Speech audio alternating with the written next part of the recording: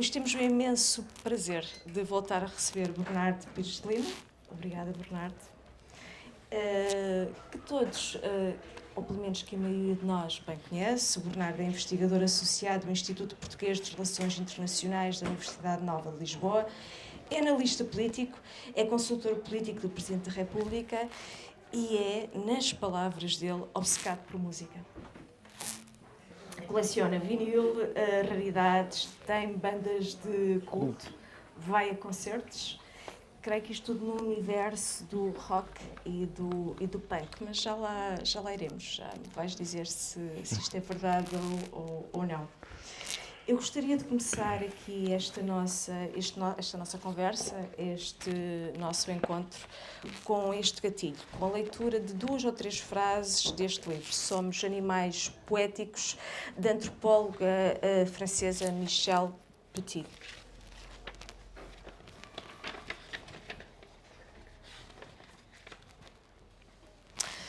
O utilitário nunca nos basta.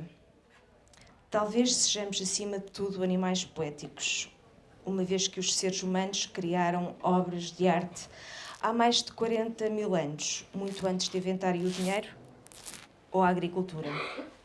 Bem cedo, em diferentes regiões do mundo, tiveram necessidade de realizar rituais e de forjar objetos para marcar os principais momentos da existência, para comunicar com outro mundo, para se familiarizarem com a estranheza da vida e da morte, para se sentirem ligados aos elementos e aos animais, para celebrar os gestos cotidianos. Há milhares de anos que ornamentam os recipientes onde se guarda a comida, se decoram as paredes das casas, se pinta ou escarifica o rosto ou o corpo. E se contam histórias, mais ou menos complexas e frequentes, consoante os contextos culturais. Bernardo, o que é isto de arte para ti? A arte existe porque a vida não basta. Isto é uma expressão do poeta e ensaísta Ferreira Goulart. Esta coisa inexplicável que não conseguimos definir muito bem o que é esta coisa da arte, que tem múltiplas expressões e múltiplas variações. O que é isto? Bom, eu queria começar por agradecer o convite. Vocês sabem que eu, por mim, vinha cá todos os meses. E agradecer a vossa presença, que muito me honra e muito me sensibiliza. Também em boa hora que me desvio completamente dos temas habituais que vos trago. E acho que isso é uma situação que a Susana me ajudou ao fazer este ciclo e convidar-me para ele, que me introduz à primeira característica que eu associo à arte, que é uma salvação. A arte salva-nos. E há momentos do ano em que eu preciso mesmo de ser salvo dos assuntos que me atropelam diariamente e que me consomem, e que me angustiam, e que me preocupam, e que eu procuro racionalizar quase de uma forma contra a natura, porque adoto uma postura de grande frieza sobre acontecimentos, pessoas, factos, muitos deles muito tristes e que precisam de uma visão humanista, que eu acho que é a minha, mas que a análise que eu trago ao debate é uma análise fria, portanto expurgada de uma componente emocional. E, portanto, é um choque permanente interno. Ver uma destruição de uma sociedade, de hospitais, e tornar uma análise sobre isso, uma análise fria, é contra a natura. E, portanto, é um choque permanente connosco. E chega a uma altura em que eu preciso de ser salvo. E a arte, de uma forma abrangente, já podemos dissecar essas várias expressões artísticas que me prendem, que me comovem, que me salvam, entre outras características. A arte é absolutamente imprescindível na minha vida. Em particular a música, em particular a literatura, em particular a fotografia, em particular O cinema, embora aí talvez menos, mas a música certamente. Portanto, a primeira característica que eu associo à arte é uma expressão de salvação. Salvação pessoal, salvação anímica, salvação empática connosco mesmos.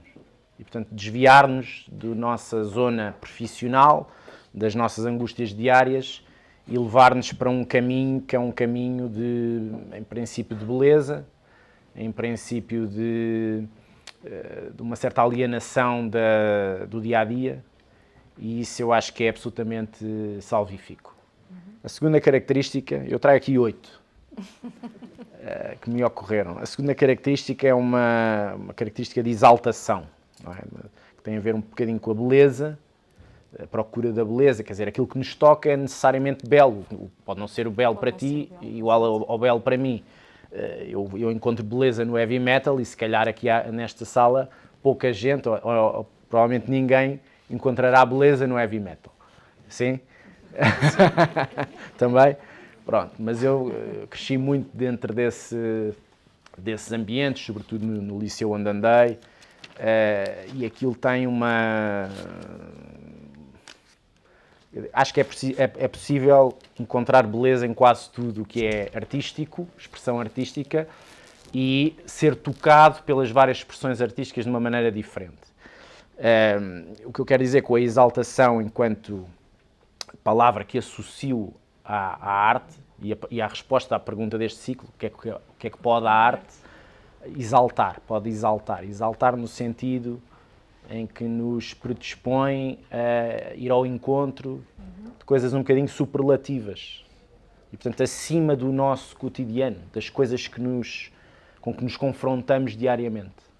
E sem esse trecho de exaltação, eu acho que a vida era bastante cinzentona e pouco estimulante. Em terceiro lugar, e aí a música para mim é o território talvez onde eu encontro mais isso, e dou-vos 2 exemplos recentes. Um foi há coisa de um mês em Cabo Verde, no Tarrafal, que eu tive a sorte de estar nos 50 anos da libertação do campo e de assistir a um concerto absolutamente fascinante no meio da terra batida do campo, um campo muito árido e muito tocante. Está muito preservado na sua aridez, não foi transformado, quer dizer, tem uns pavilhões transformados em exposição, mas no essencial é um campo muito árido. E isso remete logo para imagens da violência crua que os prisioneiros passaram. Prisioneiros, sobretudo, de 4 nacionalidades. Portuguesa, angolana, são tomense e cabo-verdiano. E às tantas há um concerto no final do dia com representantes, cantores, destas 4 nacionalidades. Paulo Flores, Angola, Teresa Salgueiro, Portugal, Karina Gomes, da Guiné-Bissau e Mário Lúcio, de Cabo Verde. E entre repertório pessoal, há um repertório comum que tem a ver com Zeca Afonso, Zé Mário Branco, por aí fora. E todos eles interpretam em conjunto este espólio mais português, digamos assim, daquele período revolucionário. E aquilo foi de tal maneira mágico. Eu gosto muito de Cabo Verde em particular, e gosto muito de música cabo-verdiana, mas e não tinha especialmente uma convivência musical e artística, por exemplo, com a Teresa Salgueiro. Não estou a dizer que não tem todo o mérito e qualidade, mas não é uma cantora que eu tenha acompanhado ou que me tenha despertado grandes emoções, digamos assim. E aquilo tudo no seu conjunto fez-me emocionar, mas emocionar à séria. E acho que aquela plateia, que era uma plateia multinacional, ficou profundamente tocada com aquele momento. Não direi espontâneo, mas de grande cumplicidade entre aquelas nações e aquelas experiências de vida toda.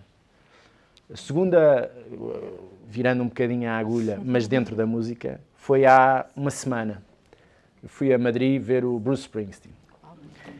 E chega às tantas, o Bruce Springsteen é acima, há crianças que querem ser o Cristiano Ronaldo e eu toda a vida quis ser o Bruce Springsteen. Também tive o sonho de ser jogador de Sporting, como é evidente, e hoje estou particularmente sensível porque o capitão da minha equipa se vai embora e, portanto, já verti as minhas lágrimas de manhã junto aos meus filhos. Ribeiros, tens aqui alguém que está contigo, está bem? Não sei se me estás a ouvir, nós temos uma colega que Aqui em Leiria há muito sim, sportinguista.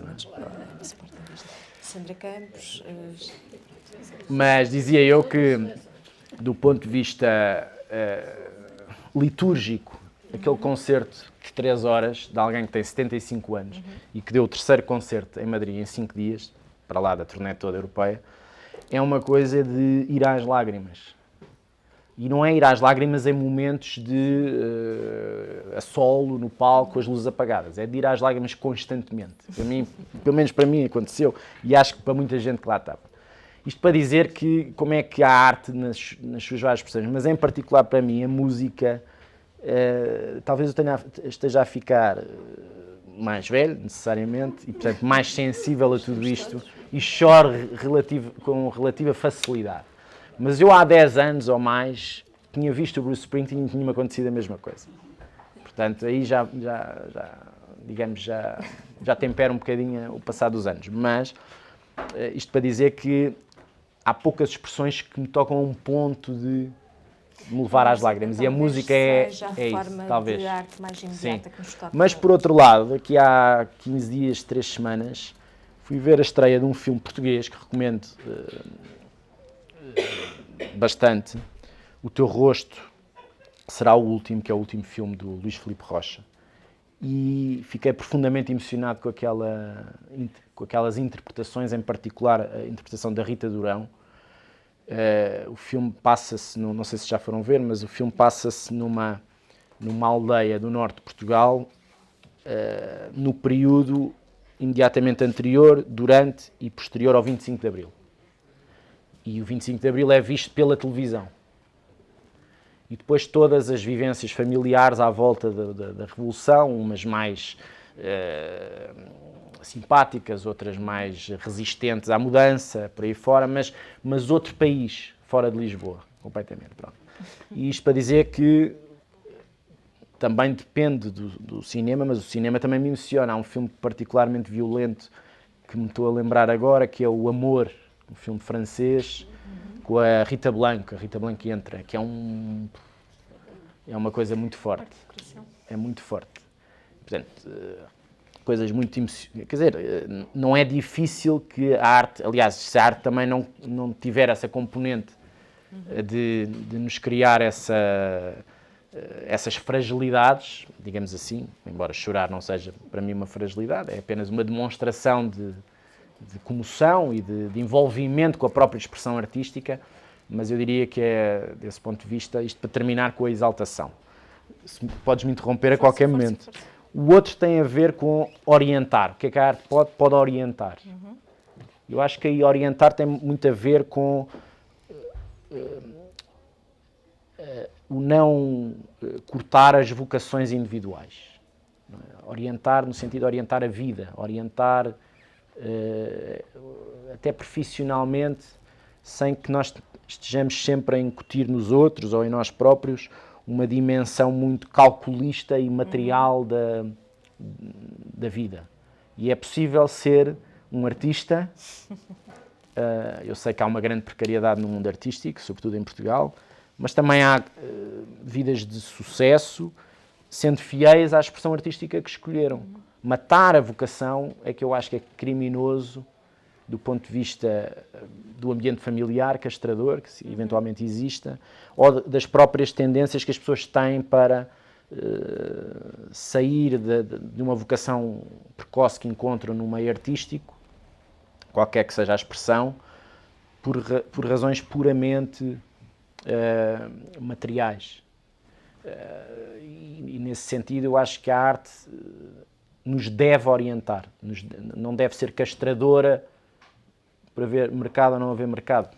Nós devemos ser fiéis àquilo que fazemos melhor, Se é uma expressão artística, muito bem, se não Abrir é... a caixa de Pandora. Eu sei, mas também se não tocar aqui em pontos complicados, depois não há perguntas difíceis, não é? O quarto tinha a ver com esta dimensão da vocação, não é? Vocacionar. Eu gosto de ver uma sociedade vibrante se as pessoas seguirem as suas vocações, o ensino não castrar, não orientar excessivamente para áreas,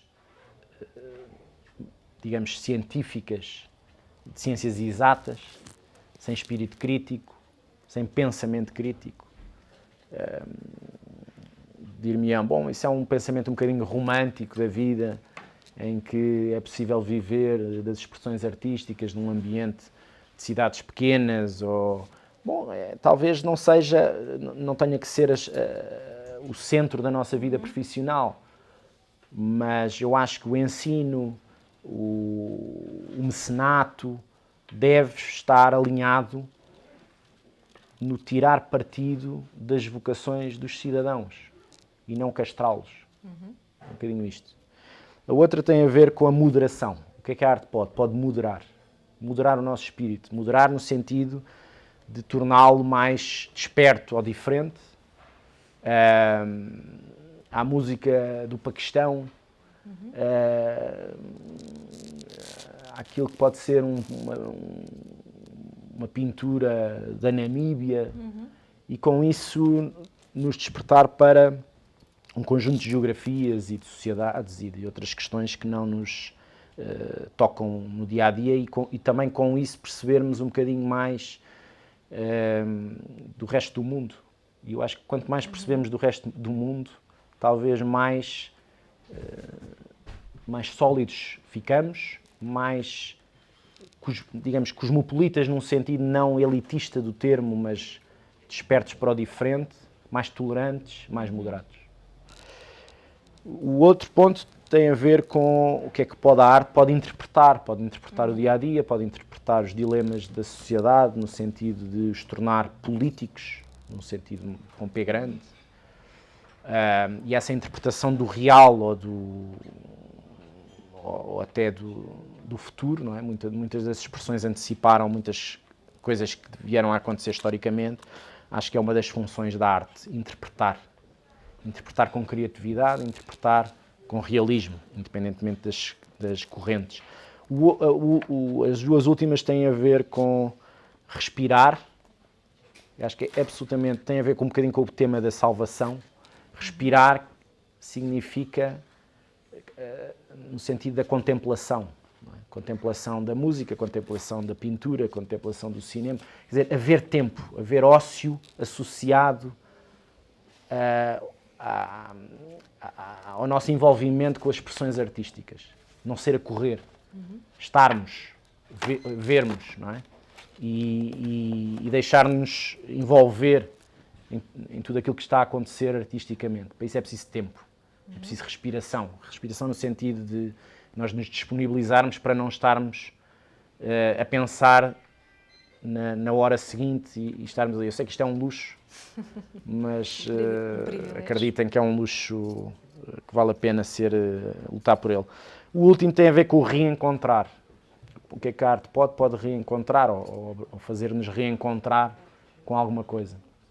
E muitas vezes, em momentos de alguma, não direi solidão, mas que estamos mais ou menos perdidos, a cabeça cheia, os problemas a atormentar, eu acho que vale a pena fazer um pause e olhar para coisas que nos inspiram, não é? E a arte tem essa vantagem. Raramente não nos inspira. Raramente não nos desperta sentimentos que nós, se calhar, achamos que estão adormecidos, não é? Eu, pessoalmente, para tudo aquilo que faço profissionalmente, sinto que há partes do ano em que só a arte compensa.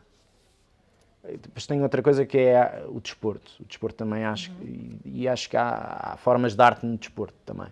Por exemplo, o ténis, que é um desporto que me diz muito, eu acho que tem uma componente artística muito grande. Uma beleza estética, onde se pode ver arte ali, não é?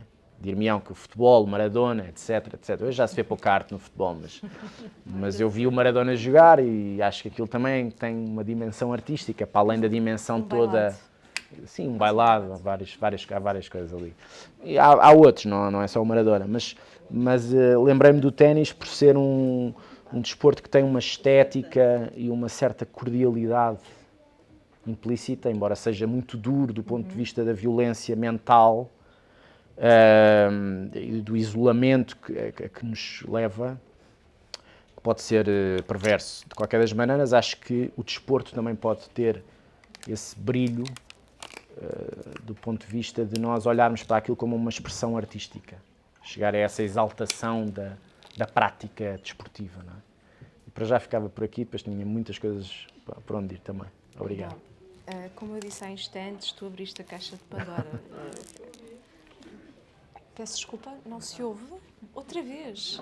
E agora? Queres o meu? Toma lá o meu. Está a funcionar? Quer dizer, não está a funcionar. Intermitente. Como as intermitências da morte do Saramago. E agora? A Neuza já está a resolver. Também não. Pronto. Toma. Usa este. Diz, desculpa. Usa este. E agora? E agora? Uau! E agora, pá, que luxo!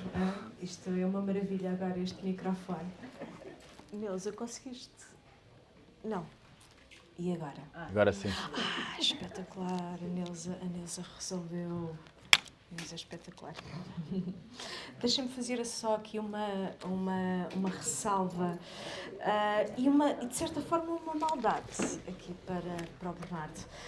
Sabes que eu pensei que seguir esta conversa, dar um rumo a esta conversa do ponto de vista da arte engajada. O papel social da arte. No fundo é uma coisa muito, muito recente, só podemos falar disto a partir do século XIX, não é? Este ponto de vista social, digamos, nasceu de uma história política e social que tem como fundo as revoluções e os regimes ditatoriais. E eu atrevo-me a dizer, e gostava que comentasses isto, que toda a arte é potencialmente política, porque para além da sua função social, sabemos que a arte é afeto, resistência, insubordinação, a arte é expressão. Muitas vezes na literatura, na pintura, na música, na escultura, vimos os amores, os instintos e a criação do instante assumirem-se como declarações políticas. Cabe aos artistas o registro sensível dessas obras e aos historiadores o permanente redesenho dessas proposições, digamos assim, à falta de melhor palavra. O que eu gostaria que tu comentasses é de que maneira a arte pode impactar na esfera pública, até que ponto os artistas podem interferir nas questões sociopolíticas do seu tempo. Por acaso discordo de ti, porque acho que a história da arte é uma história política desde a sua origem. Todas as expressões artísticas foram influenciadas pelo poder dominante ou pela resistência ao poder dominante, seja a Igreja Católica, seja a ciência árabe nos tempos áureos. Tudo isso teve expressões de grande alinhamento com o poder dominante ou de resistência. Portanto, desse ponto de vista, se nós percorrermos a pintura nos últimos 500 anos, percebemos onde é que está o dinheiro que fomenta os grandes artistas dos últimos 5, 6 séculos. Se tem uma conotação mais religiosa e, portanto, isso é, digamos, o espaço cultural, o domínio cultural dominante, ou se depois tem outras características mais contemporâneas, como a pop. Isso são alinhamentos ou resistências aos fatores determinantes das artes, e um deles é, inevitavelmente, o dinheiro. Mas eu devo dizer que o lado político ou social, interventivo, é o lado que menos me interessa na expressão artística. Nunca olho, é relativamente indiferente saber se uma banda ou um escritor ou um cineasta tem posições políticas diferentes ou alinhadas com as minhas. Nunca é esse o meu ângulo. Eu vou lá dar no sentido em que vou-me cruzar com a biografia, com a história deles, com, digamos, as raízes, com o enquadramento social, familiar dos próprios. Mas nunca é esse o meu ângulo de interesse. Então não partes do princípio de que a arte é a expressão cultural de um povo? Não, eu gosto mais de ver a coisa do ponto de vista individual, sinceramente. E acho que é esse o ângulo que faz com que a arte seja um domínio plural, como eu entendo, domínio plural, alinhado apenas e só com a vocação e com a criatividade individual. Claro que ninguém vive atomizado numa sociedade e, portanto, está dentro das suas... dos seus contextos de amizades, de influências, tudo isso pode ter uma componente grupal, digamos assim, na pintura, no cinema, na música, e isso de facto cria tendências diferentes nos anos 70 para agora, por exemplo. A música é diferente, tem impactos diferentes. Não é? Aquilo que é criado nos anos 60 ou nos anos 70 tem um impacto social e político porque rasgou. Hoje em dia é difícil rasgar com alguma coisa porque já está relativamente tudo inventado, vá lá, em termos criativos em determinadas áreas, mas é aí que eu acho que há espaço para a individualidade. E a individualidade, se a arte está desprovida de individualidade, para que serve? Não é? Está ao serviço de uma causa. Não estou contra isso, mas não é o ângulo que me interessa, percebes? Não é aquilo que torna apelativo uma expressão artística, seja literária, seja musical ou outra.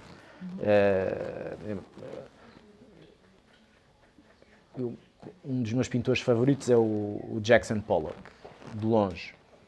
E aquilo tem aquilo radica num contexto, evidentemente, histórico, até citadino, mas é sobretudo fruto do percurso e daquela cabeça. Quer dizer, é aquela cabeça que faz com que o pincel vire ao contrário, não é? E que o quadro seja pintado de maneira diferente de todos os outros. E que seja uma brutalidade em termos estéticos, brutalidade no sentido do impacto que aquilo cria, não é? Por exemplo, o Rothko também é um pintor que eu gosto muito e é completamente oposto. É cromático e linhas simples, não é?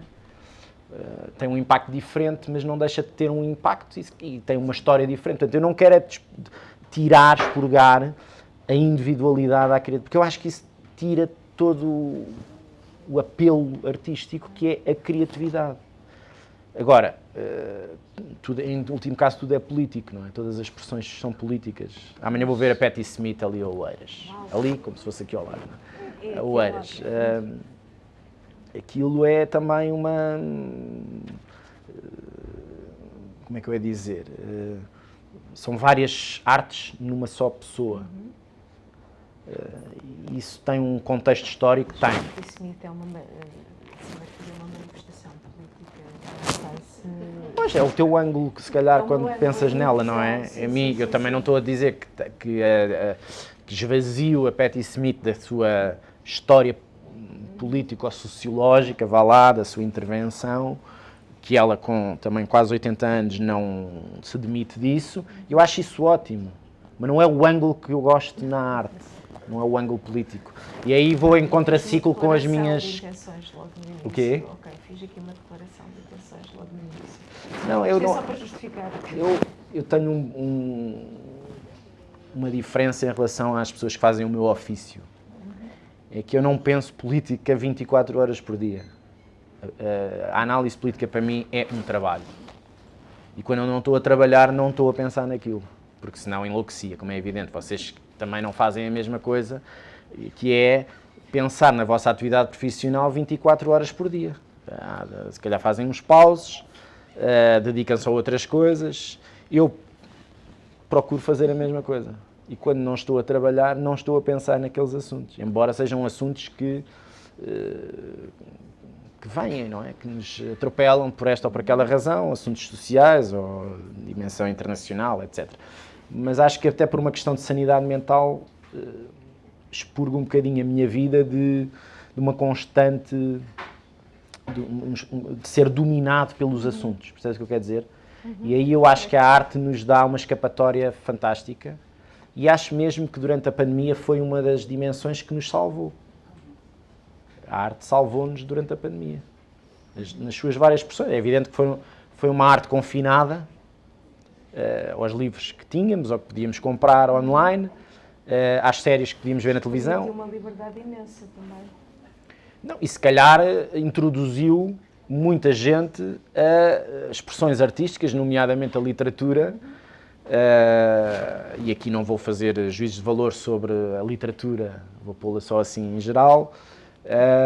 Se calhar as pessoas não estavam predispostas para ler tanto ou para outras coisas, outros que se calhar passaram a ler mais rótulos de garrafas de vinho tinto por aí fora, ou de whisky. Também houve um boom nessa área, não é? Informações muito importantes. Mas o que é facto é que nos salvou. Eu acho que depois, a partir de uma certa altura, o desporto também nos terá salvo.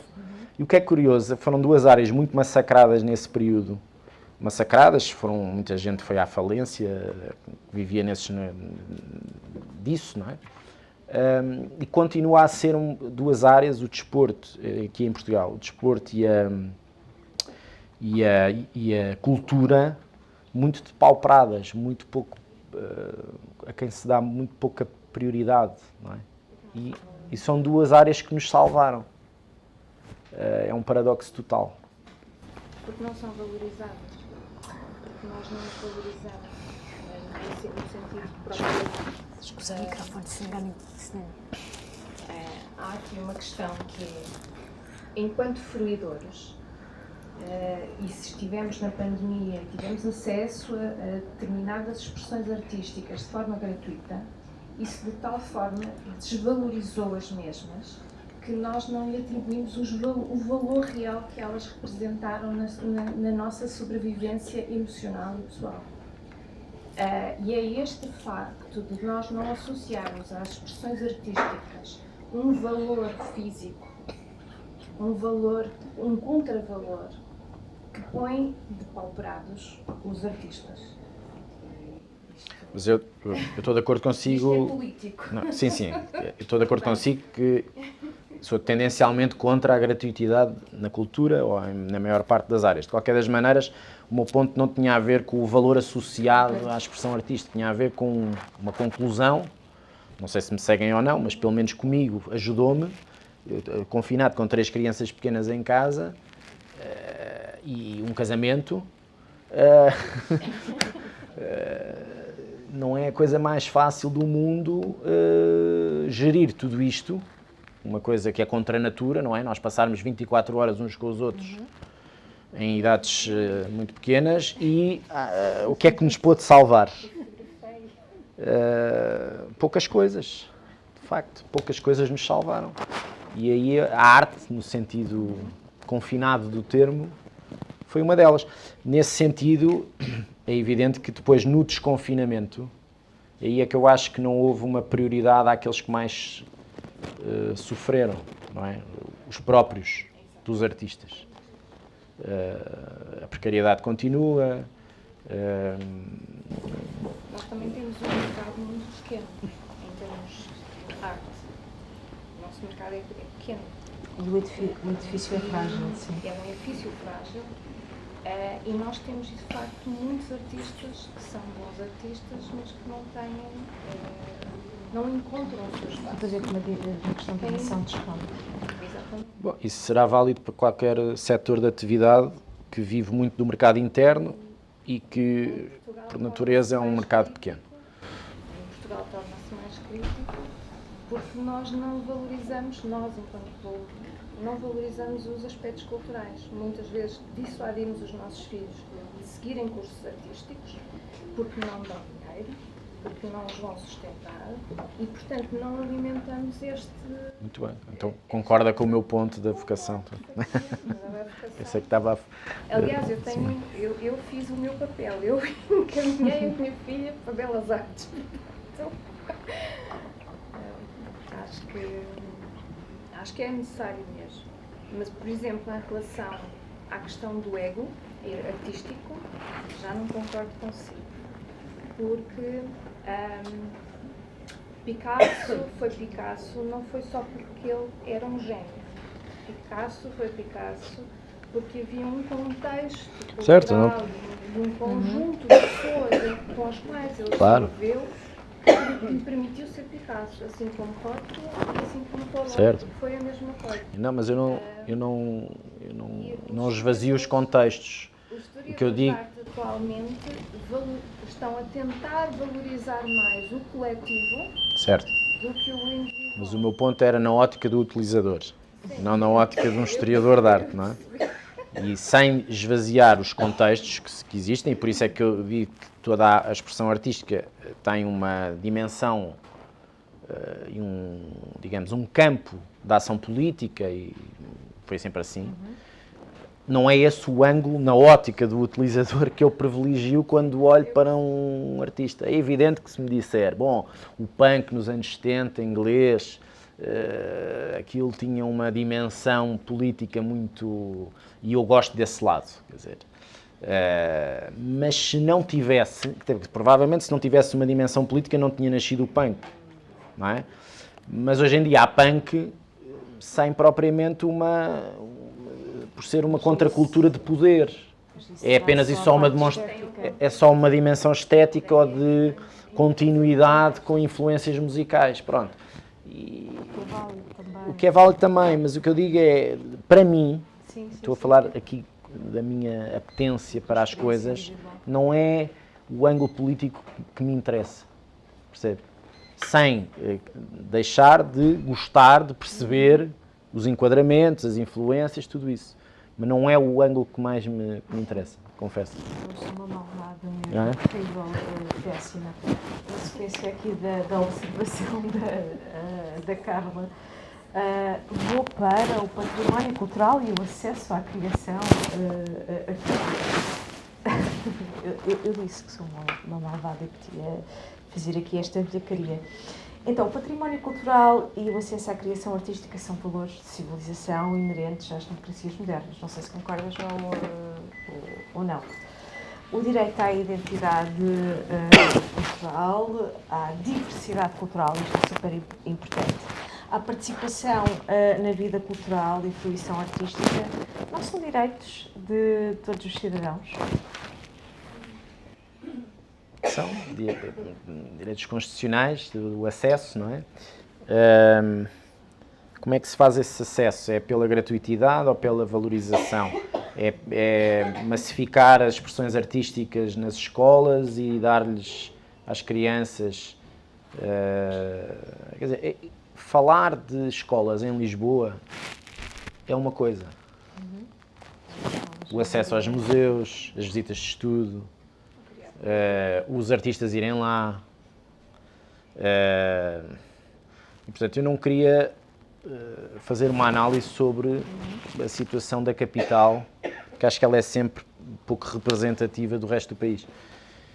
E o que há é grandes desigualdades, grandes assimetrias. Eu acho que nós podíamos dar um salto com uma lei do mecenato que fosse uma lei do mecenato a sério. E acho que esse poderia ser uma fórmula de apoio à criação, de apoio à sustentabilidade do património, onde o público, o privado e os mecenas convivessem de uma maneira mais harmoniosa em prol do acesso, da preservação do acervo cultural e da criatividade digamos, de pequenas indústrias locais. Um bocadinho como... Eu vejo isto porquê? Porque a minha experiência recente tenho passado muito por muitas viagens ao estrangeiro e contacto com muita diáspora portuguesa espalhada pelo mundo. e vejo, sobretudo nos Estados Unidos, um grande interesse em investir em Portugal, sem saber onde. Gente que fez fortunas, que veio de baixo, que trabalhou a vida toda, que está a deixar aos filhos e aos netos. Os netos estão a pegar na dimensão cultural portuguesa, nas raízes, sem dominar a língua portuguesa. É uma coisa extraordinária. Tem um potencial enorme, a parte emocional de ligação ao país, para lá do domínio da língua. E depois vejo pouca capacidade de atrair bom investimento da nossa diáspora, que é um investimento que tem associado uma dimensão emocional, necessariamente, para bibliotecas nas terras de origem da imigração, para espaços culturais que possam ficar com o nome da família que investe, que financia, bolsas artísticas ou educativas. Portanto, vejo aqui um campo com grande potencial para, politicamente, ou determinado tipo de agências do Estado criarem aqui um eixo virtuoso. Isto era uma das dimensões que eu acho que está pouco trabalhada. A outra tem a ver com eu não queria muito ir por aqui porque confesso que politizar muito o contexto artístico é um bocadinho paradoxal com aquilo que vos tenho dito hoje. Não é? Porque para mim a arte não é política. Eu não a olho dessa maneira. Eu acho que mesmo é a escapatória da política. Agora, reconheço que a dimensão de dependência dos fundos públicos, do papel do Ministério da Cultura na sociedade portuguesa, é uma realidade. E é um velho debate. Deve ser mais, deve ser menos, deve ser mais PPP, parcerias público-privadas, deve ser beneficiando sempre os mesmos, deve ser mais equitativo. Quer dizer, é um velho debate para o qual eu não queria alimentar muito, porque senão ainda vamos acabar esta conversa sobre o que pode a arte num caminho político que era tudo aquilo que eu não queria. Então, vamos mudar aqui de rumo. Portanto, tens que me salvar do ponto de vista artístico. Cabo de, sei lá, 80%. Agora salva-me, por favor. Olha, ainda vamos seguir aqui o rumo do tempo. Tem a ver com as novas tecnologias que eu creio que são preponderantes nos novos caminhos da arte. Tu conheces muito bem as novas tecnologias, quem segue o teu percurso percebe isso. Assistimos a uma migração em massa do analógico para o digital, que na verdade já mudou os nossos hábitos cotidianos. Lemos jornais de uma forma diferente, lemos livros de uma forma diferente, ouvimos música de uma forma diferente. Até que ponto é que todas estas mudanças do analógico para o digital causaram mudanças na cultura humanista, ou pelo menos na cultura humanista como a vimos até ao século XX? Não sei se concordo muito contigo quando dizes que há uma transferência brutal do analógico para o digital. Bom, o vinil está a crescer brutalmente no mercado mundial. Os concertos estão cheios, as pessoas precisam de... As pessoas estão com o telemóvel na mão. Está bem, também há isso, mas o telemóvel é uma extensão do nosso corpo. É uma prótese, É uma prótese, quer dizer, não há nada a fazer. Mas o que é facto é que estão lá, não é? As pessoas estão lá porque querem estar fisicamente umas com as outras a ouvir música ao vivo. E isso é válido nos anos 60, com os Beatles, como é válido hoje em dia. Não vejo grande mudança. Eu acho que há hábitos de consumo que democratizaram o acesso. Pronto. E aí as tecnologias ajudam. Vejo o caso dos meus filhos, por exemplo, que têm uma panóplia de gostos musicais que eu não tinha cuidado deles. Eu tinha 2 canais, como nós todos, não é? 2 canais. O acesso à música era um acesso talvez hereditário. Os discos passavam. Era uma coisa um bocado de culto entre amigos ou familiares. Eu, pelo menos, a minha irmã mais velha passou os vinis todos e eu ainda hoje os tenho.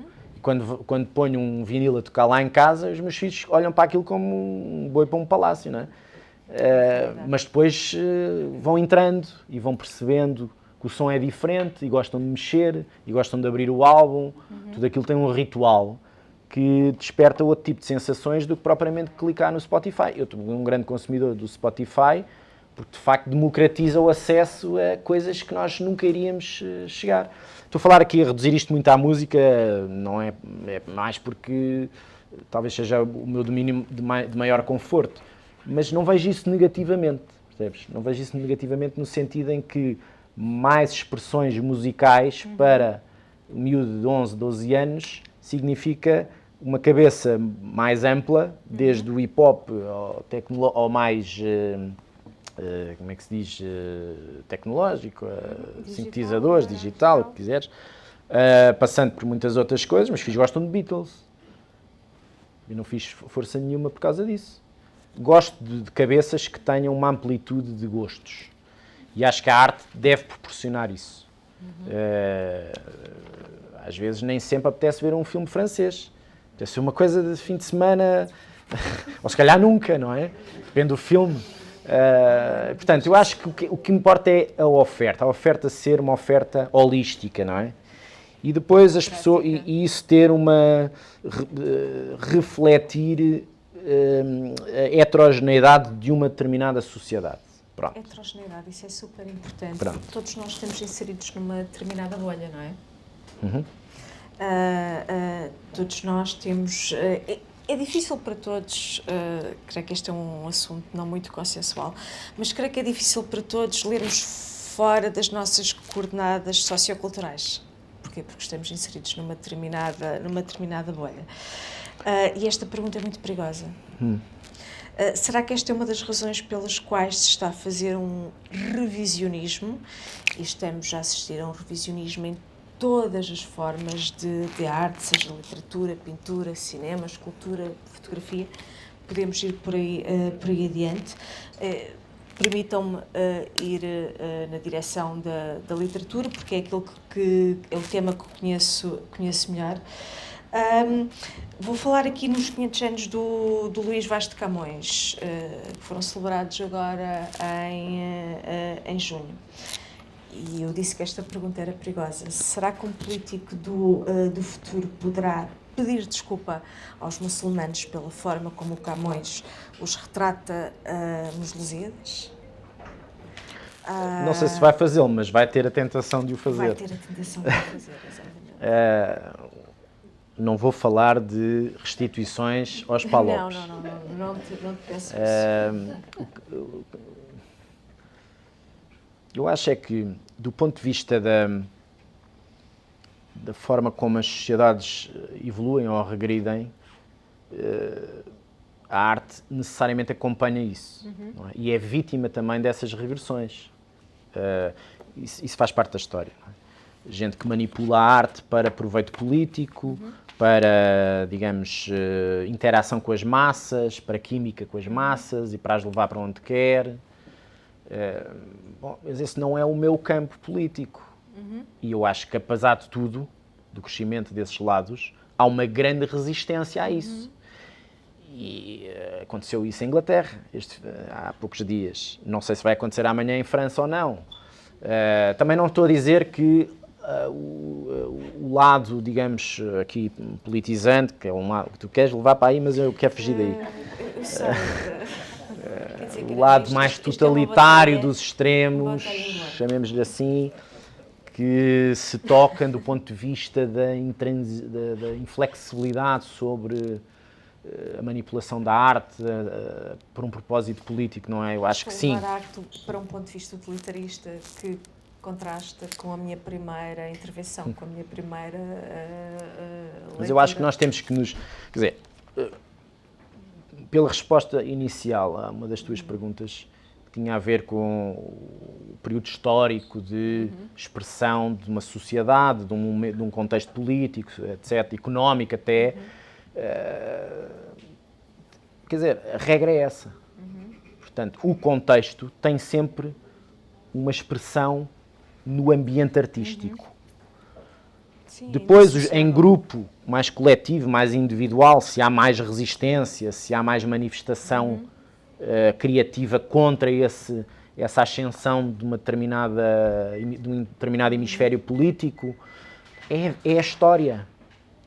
O que eu volto a tirar... É revisionista. Sim, estamos a viver um período de revisionismo agressivo. Pronto. Eu acho que o político deve ser suficientemente... O político, tal qual eu o vejo e em quem eu votaria. E espero continuar a votar nesse campo. Quer dizer, que não caia para lados negros da história. E, portanto, desse ponto de vista, qualquer político que tente manipular o espaço de liberdade da criação artística a seu belo prazer, nunca terá o meu voto. Mas, mais uma vez, eu não queria, no fundo, politizar a Então, a arte. arte é um espaço de liberdade. É um espaço total de liberdade. E é o espaço que nos alinha com a nossa própria liberdade. Então vamos sair deste ponto de vista E social. é precisamente porque nós precisamos de sair das nossas bolhas cotidianas e culturais e profissionais que a arte é o melhor mecanismo de continuidade da liberdade individual. E por isso é que politizar excessivamente contrai a liberdade individual e contrai a nossa empatia com expressões artísticas.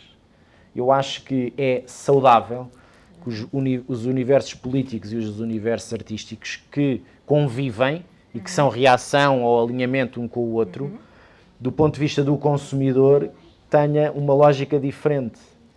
Eu quero ser tocado por uma expressão artística independentemente de estar reativo a uma ascensão do partido A ou do político B. Percebes o que eu quero dizer?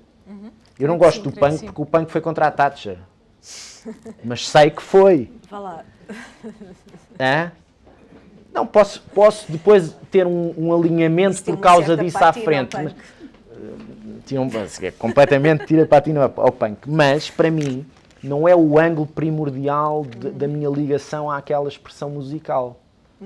Tal como se eu posso reconhecer um filme da Riefenstahl como uma grande peça de cinema e não ter nada a ver ideologicamente com aquela... Isto é um bom exemplo. com aquele intérprete, com aquela exaltação do contexto, como é evidente. Também posso gostar, e gosto muito de Rage Against the Machine, e não concordar com todas as posições anarco-revolucionárias da banda. Não é o ângulo que me cativa, que eu fico muito mais inquieto para poder ver essa banda ao vivo e perceber como é que aquilo vai marcar-me para toda a vida, como aconteceu quando eu tinha 16 ou 17 anos. E outras vivências. Mais uma vez, não queria reduzir nada disto só à música, porque, por exemplo, a fotografia para mim também é uma coisa muito importante do ponto de vista da relação com a imagem e com a arte da fotografia. Houve uma altura da minha vida que queria ser fotógrafo e abandonei um curso de Direito para ser fotógrafo, depois claro que não deu. Mas ninguém em minha casa, nem o meu pai nem a minha mãe me disse nem pensar, porque tu tens é que ser advogado como 80% da tua família. Nunca ouvi isto. E isto foi bom, que era para eu bater com a cabeça por mim próprio contra a impossibilidade de eu fazer uma carreira na fotografia e deixar essa dimensão de vocação para uma linha meramente amadora e lúdica. Eu acho que a arte tem que ter um lado lúdico, porque senão é excessivamente racionalizada e contextualizada politicamente e isso perverte a questão. Eu queria só reforçar uma ideia sua e partilhar uma experiência que me aconteceu aqui esta semana em relação à literatura. Portanto, eu interrogo-me muito, é de me interrogar sempre, não é? Sobre os caminhos que gostaria muito que tudo caminhasse no sentido de enriquecer o indivíduo enquanto tal não é? Exato. E penso que isso levaria a um enriquecimento social total. E interroguei-me muito e estou a fazer um esforço muito grande por perceber os atuais escritores ligados às novas tecnologias.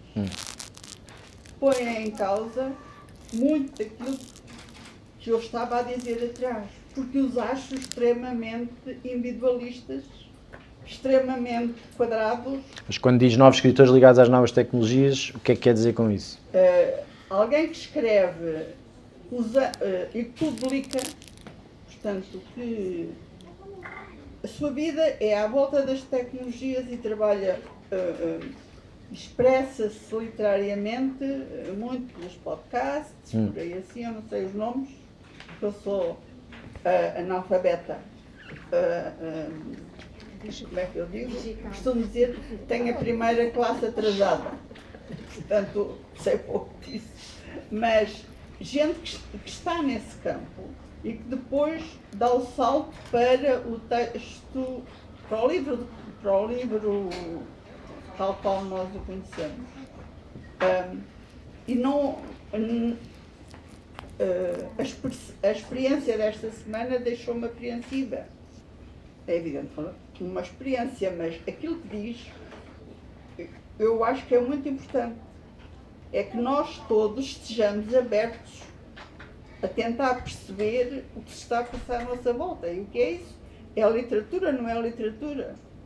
É isso que interessa, não. O que nos interessa é compreender o mundo à nossa volta. Eu acho que... Eu penso que a arte, ou é isso, Exato. e serve para nos despertar. Se eu ficasse agarrada à literatura,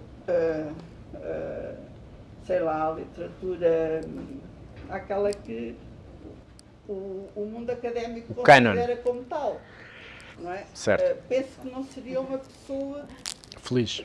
tão feliz como sou, Claro. aberta e desperta. Mas é por isso que condicionar a criatividade ou a expressão artística em nome de um propósito social, político ou económico limita a oferta e chega a menos pessoas e torna menos felizes mais pessoas e torna torna a cabeça das pessoas como reduz o pensamento crítico desde tenra idade.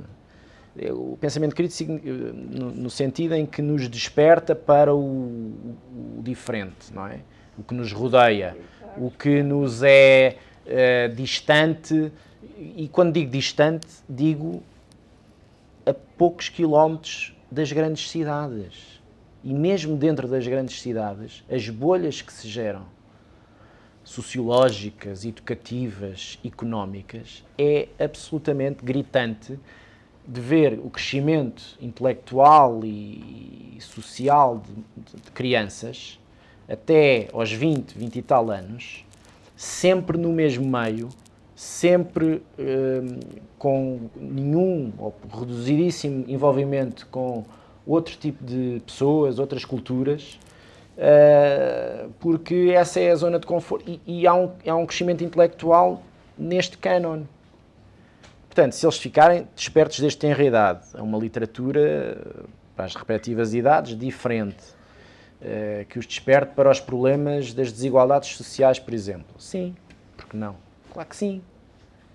Agora, eu também quero que o que eles leem tenha uma componente lúdica e que não esteja sempre moldada por um racional de intervenção política. Acho isso uma ditadura. E não beneficia digamos, a abertura de mentes daquelas crianças, não é? Olha, a forma como os miúdos, eu vejo muito pelos meus filhos, desculpem estar a particularizar um bocadinho isto, mas o meu filho mais velho desenha muito bem e já notei que ele vai fazer 11 anos e já notei que ele quando tem assim uma amargura na escola, ou qualquer coisa que o inquieta, a expressão dele é uma expressão entre a escrita e o desenho. eu fico, não é só sensibilizado, porque não o incutia nada disso, é uma coisa perfeitamente natural, mas acho, e é aí que eu acho que as desigualdades são visíveis. Ter uma casa repleta de livros, se calhar motiva-o a que as suas expressões sejam condizentes com o ambiente onde ele vive. Percebe o que eu quero dizer? Não estou a dizer que não é possível a mesma expressão numa casa sem livros. Há muitos exemplos na história de vocações improváveis em função dos contextos familiares. Mas eu acho que é sério reconhecer que proporcionar ambientes de algum privilégio às crianças as vai moldar a vida toda de uma maneira diferente de outros que não têm. E eu tenho que ser sensível à diferença. E eles devem ser sensíveis a isso. A expressão artística também deve aproximar. Eu aí acho que é o lado mais político, talvez me interesse. Não é? É aproximar o que é diferente, o que é estranho, o que é desigual de origem daqueles que têm mais. E dar-lhes uma consciência, não é só crítica em relação ao que os rodeia, mas é uma consciência social. Uma consciência de empatia com os outros. Por isso é que eu dizia que uma das coisas que a arte pode é moderar-nos, é tornar-nos mais tolerantes, mais atentos, mais críticos, não necessariamente reivindicativos, revolucionários. Não é se for, tudo bem, não estou contra isso. Quer dizer, é, do nosso ponto de vista, nós estarmos despertos para que o nosso privilégio não é o privilégio dos outros. E isso criar-nos elos de ligação permanente com as dificuldades alheias. Nós colocar-nos permanentemente nos sapatos dos outros. Isso faz uma sociedade mais coesa. E faz uma consciência social mais alargada para soluções coletivas. Se estas crianças um dia forem políticos, porque a arte os despertou para o seu papel cívico, as desigualdades, as distâncias de acesso à cultura entre o interior e as grandes cidades, melhor. Mas se eles não quiserem ser políticos, a arte também já cumpriu o seu papel. Percebe o que eu quero dizer? E, portanto, o que eu acho que a arte faz é tornar-nos seres humanos muito melhores. E o que eu gosto é que as sociedades tenham oferta cultural, oferta artística, que não trave a criatividade individual, grupal, coletiva, o que é que seja. Isso é que eu acho que é uma sociedade saudável. Vejo as democracias mais talentosas para proporcionar isso e, portanto, espero que as democracias tenham a consciência de que a cultura e esta liberdade é uma liberdade a favor da saúde das democracias. Se for reivindicativa, também a democracia também está a cumprir um papel de autoajuda, porque só há a melhoria das políticas públicas, por exemplo. Já estou aí por um caminho que não queria. Afinal. Se houver uma massa crítica reivindicativa sobre a qualidade das políticas públicas, porque se não houver reivindicação e exigência e escrutínio, os decisores políticos vivem à conta do comodismo das suas decisões ou não decisões. Portanto, consciência crítica através da arte, sim. Politizá-la excessivamente não é o meu ângulo. Não.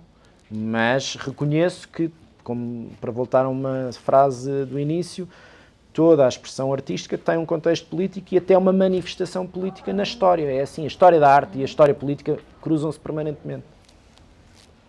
Boa tarde. Eu tenho estado aqui um bocadinho inquieta pela vossa... não se estão a aproximar, não é? A Susana está aqui com as questões que quer colocar e o Bernardo... A fugir. Maldades que sim, se fazem. Mas eu gostava de dizer o seguinte. A arte é realmente a nossa liberdade. É o nosso tempo, é o nosso espaço de liberdade. E falou, né, no papel da educação, né? Uma cabeça bem feita em vez de ter uma cabeça muito cheia. Não nos interessa esse tipo de crianças com cabeças cheias.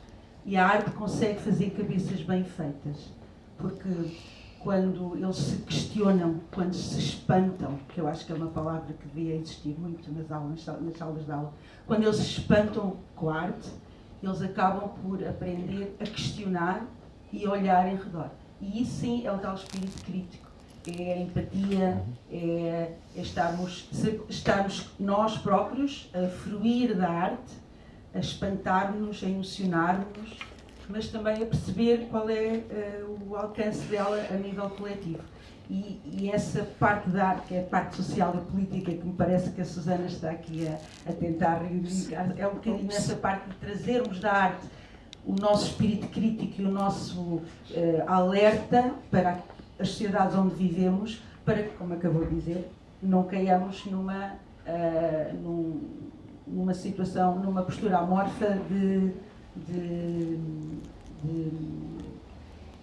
não é bem o amém, porque o amém também tem outra conotação, mas dizer sim por nem sequer queremos saber o que é que se está a dizer, que é um dos nossos grandes perigos, não é? De ignorarmos. A arte chama-nos a atenção para as coisas. Essa emoção que falou e que enfim, quem não for tocado pela arte, por essa parte, nós estamos a fazer um serviço péssimo a nós próprios, não é? E aos outros que estão connosco. Porque eu acho que é mesmo o papel da arte é esse.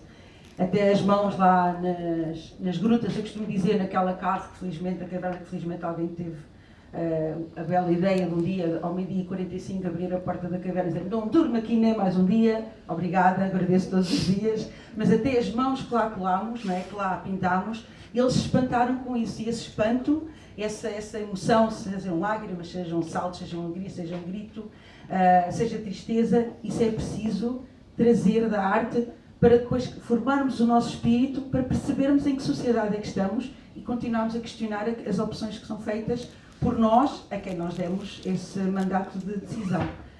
Porque as sociedades que não dão mandato de decisão fazem exatamente isso. Atacam, logo em primeiro lugar, a arte.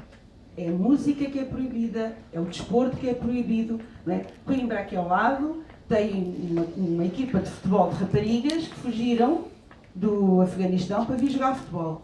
Nós temos aí uma orquestra, nem sei muito bem onde é que está neste momento situada, que veio também, não sei se do Afeganistão ou do Paquistão, que fugiu para cá porque lá não podiam exercer a música. E, portanto, esse é o grande... A arte é logo atacada e por isso, porque a arte liberta-nos para os valores e para as nossas convicções. Não digo mais nada. Obrigada. Mas disse muito bem, muito bem. Muito obrigada. Há uma expressão que a doutrina diverge sobre se é arte, se é, digamos, um prolongamento, digamos, de um certo método de construção, ponto, que é a arquitetura, não é? Eu, por acaso, acho que tem uma componente artística, mas uma componente artística absoluta, se calhar torna o objeto arquitetónico pouco útil por si só. Pronto. Eu sou casado com uma arquiteta, portanto vivo um bocadinho nesse mundo da arquitetura enquanto neste binómio entre arte e funcionalismo, não é? Mas acho que a arquitetura tem uma dimensão, ou tem curvas de dimensão social e políticas muito interessantes de analisar. A forma como reconstrói, molda as cidades, a vivência nas cidades, com mais ou menos fechamento, mais abertura, mais espaços verdes, menos espaços verdes, mais relação com a água, menos relação com a água, com a luz natural, tudo isso é uma predisposição para tornar a vivência em sociedade mais liberta, mais comunitária, mais fechada. Tem consequências, não é? Portanto, isto só para introduzir aqui uma outra dimensão que houve uma altura da minha vida que a minha mulher fazia, mas não é forçar, motivava-me talvez excessivamente para eu fazer algumas viagens em função de ir ver apenas e só aquele arquiteto, uma coisa qualquer de um arquiteto XPTO.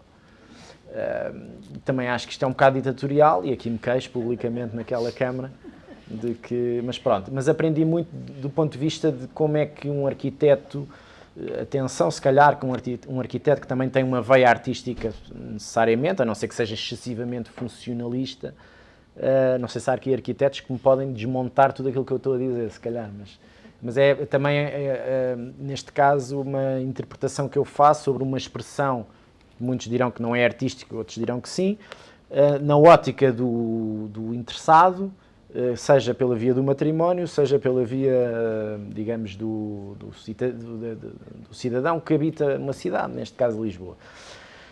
E só para trazer aqui a arquitetura também aqui à conversa. Tinhas mais perguntas difíceis para me fazer? Deixa-me puxar a brasa aqui à minha sardinha. Deixa-me trazer-vos aqui um livro do Michel Houellebecq, neste caso Submissão, que eu creio que está atual. E Bernardo, tu estás capaz de me deitar o fogo? Não, eu gosto de perguntas difíceis. Pois é, isto, para dizer o quê? Para dizer que, mais uma vez, o ponto de partida de salvação e de escapismo que a arte me provoca conduz-me sempre a fugir das questões políticas ou sociológicas mais complexas que muita gente atribui às expressões artísticas. É só isso, percebes? Então, Paris, século XXI. François, um investigador universitário, cumpre desapaixonadamente o ofício do ensino enquanto leva uma vida tranquila, impermeável a grandes dramas, numa rotina apenas ocasionalmente inflamada pelos relacionamentos passageiros com mulheres mais jovens. É também com indiferença que acompanha os acontecimentos políticos do seu país, uma França dividida e à beira de eleições. O recém-criado Partido da Fraternidade Muçulmana conquista cada vez mais simpatizantes numa disputa direta com a Frente Nacional. Obcecado por reality shows e celebridades, o povo francês acaba por sublevar e tomar de assalto as ruas da capital. Somam-se tumultos, carros incendiados, mesas de voto destruídas. Afastado da universidade pela nova direção, François retira-se para o campo.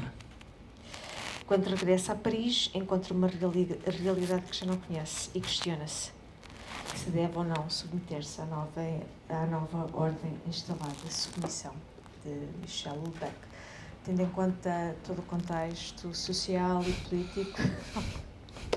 Eu estou a ver o teu olhar. Com as eleições amanhã. Com as eleições amanhã. O que é que vai acontecer? O que é que vai acontecer? Quer dizer, este senhor é polémico, não é? Ou se ama ou se... Ótimo. Ou se odeia. Na verdade, ele tem aqui uma ficção publicada há 2, 3 anos atrás que está a tomar proporções bem reais. Queres cruzar a literatura com o contexto francês? Quero, vou para esse terreno perigoso. Respondia-te assim. Eu já li esse livro e gostei do livro, embora não goste de todos os livros dele. Se eu levava este livro para férias, agora, em agosto, não. E não é pelo que vai acontecer ou deixa de acontecer amanhã em França. É porque a proposta do autor não é uma proposta... desculpe. A proposta do autor não é uma proposta que me leve para onde eu quero ir. No momento do ano em que eu estou... com a cabeça cheia de chatices como as eleições francesas ou outras, chatices no sentido profissional da coisa, não é? Embora também tenham um impacto no nosso futuro coletivo. E, portanto, não estou desperto para a proposta dele no sentido nem literário do termo, quanto mais político, percebes? Agora, para ir ao contexto francês... Não queria fazer muita análise política. Não faço. O que te queria dizer é, olha, para este verão vou levar só autoras femininas. Foi uma opção que eu fiz, talvez por déficit de leitura de mulheres. E que autoras femininas é que vais levar? Vou levar a Jaimília Pereira de Almeida, que é uma amiga minha, gosto muito. Vou levar a Toni Morrison. Vou levar a Patti Smith, que ainda não li todos. Caramba, e querias fugir tudo da política. Mas estás a ver, mas é que os livros dela são livros de vivência pessoal, não é? Das relações. Nem sempre política. As relações, por exemplo, o Just Kids é uma coisa... Não, está bem. Então tudo é política, não é? Mas não é político no sentido em que tu vais para aquele livro para... Caramba, tens tudo lá.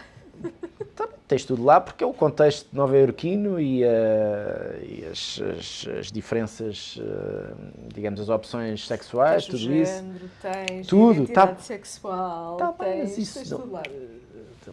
Então é tudo político, está bem, tudo é político, pronto, então partimos desse princípio. Mas eu não olho para o livro dessa maneira, estás a ver? Eu olho para o livro porque me apetece confrontar, para já, com a qualidade estilística da autora, nesse caso. E depois com uma espécie de, não digo diarismo, não é? Um exercício de memória sobre uma certa inocência juvenil e das relações e do ambiente social de uma determinada grande metrópole. Isso interessa muito mais, esses ângulos, do que propriamente sobre o posicionamento mais afirmativo em determinadas questões. Depois atravessa o livro, mas isto para regressar há uma certa... Porque é que me apetece ler as autoras femininas? Para já porque sinto necessidade de entrar em universos que se calhar não estão muito óbvios no meu pipeline, como se diz agora, no pipeline dos meus livros, não é? Eu leio 2 ou 3 normalmente ao mesmo tempo. Portanto, estou a ler um da Lídia Jorge, que ainda não me agarrou. Qual é que estás a ler? Desculpa. O Dia dos Prodígios. Não é a melhor entrada? É maravilhoso, mas temos aqui uma intervenção. Peço desculpa. Por causa da Lídia Jorge. Não, é por causa das questões que a Susana tem colocado. E para subscrever alguma coisa que a Susana disse. Eu percebi o que é que o Bernardo disse. Eu, neste momento, a literatura para mim, eu falo mais de literatura, dentro de toda a arte, é aquela que me prende mais. Eu encaro a literatura hoje, todas as manifestações de arte, do mesmo modo que o Ricardo disse. Vejo-a assim. Mas recordo-me também de outra questão, a questão que ele colocou relativamente aos seus filhos, que cresceram no mesmo ambiente que cresceram os meus, mas que não é nesse ambiente em que cresce a maior parte da juventude de Portugal. Lembro-me quando era miúda, e é aí que eu vejo a importância da literatura. Quando era miúda eu comecei a ler muito cedo. Eu também não sabia que existiam pobres, eu não sabia como é que eram as diferenças sociais, porque felizmente tive a sorte de ser assim. Eu aprendi como era o mundo através dos livros, que na altura até podiam não ser, hoje em dia eu literariamente não os leio, mas foi através dos neorrealistas, foi através do Jorge Amado, que eu aprendi que o mundo era injusto, que havia pobres e ricos, que havia pessoas que eram perseguidas. E eu acho que essa função, que a literatura tem também essa função. Para mim teve essa função. Estava-me aqui a minha amiga a dizer que tem uma amiga que tem um filho com 17 anos que diz que não sabe que em Portugal não havia pobres. Isto tem a ver com os meninos que são criados em colégios, que não olham para o lado e que também não leem livros nenhuns em que aparece essa sociedade. Logo, no meu entender, para além, eu leio o Miguel, durante um tempo não consegui ler, agora leio. Eu leio todo tipo de literatura desde que seja boa. E sei e não é pelo facto de politicamente eu não concordar com o autor que não a leio. Não tem a ver com isso, mas eu tenho 75 anos. Já não preciso de aprender muita coisa do que está na literatura, porque já sei como é o mundo. Mas acho que esse tipo de literatura, uma literatura de certo modo política, de certo modo engajada, como também há música. Eu era miúda também, e já era um bocadinho mais velha, mas toda aquela música de Jorge Afonso, todos eles, a música dos brasileiros, tudo isso nos ajudou a formar a minha consciência. Mas aí já era mais, já tinha outra idade. Mas da idade dos mais novos, eu tinha 10, 12 anos, 13 anos quando li isso. E eu conheci o mundo através da literatura. Logo, eu acho que a literatura, neste caso estou a falar apenas da literatura, mas pode-se ligar à música, mas já é esquema que eu não conheço tão bem. Tem também essa função política. E é importante que eu tenha, como também tem a pintura. Isso é uma maneira de ver as coisas. Outra é a nossa maneira individual da situação. Eu percebo como vê individualmente, mas acho que temos que ver a literatura ou a arte também nesta perspectiva social. Obrigada. Só para ajudar o Bernardo. Não, mas eu não estou em desacordo. Eu estudei literatura e a primeira coisa que, quando eu cheguei à faculdade, a pensar que já sabia alguma coisa de literatura, e a primeira coisa que a minha professora me disse foi: vocês não sabem nada. E não me venham dizer que o poeta quer dizer isto, porque vocês não sabem rigorosamente o que é que o poeta quer dizer, porque vocês nem o conhecem. E, portanto, ele escreveu naquele dia o que quis escrever. E pôs-nos à frente um poema em inglês que dizia assim: accent. E nós ficámos todos a olhar para o poema. E perguntou: então já agora diga-me o que é que o poeta quis dizer. E aquilo chama-se New Market, é uma corrida de cavalos, e portanto era aquilo que aquilo queria dizer. Era só para fruir. E eu também percebo essa parte.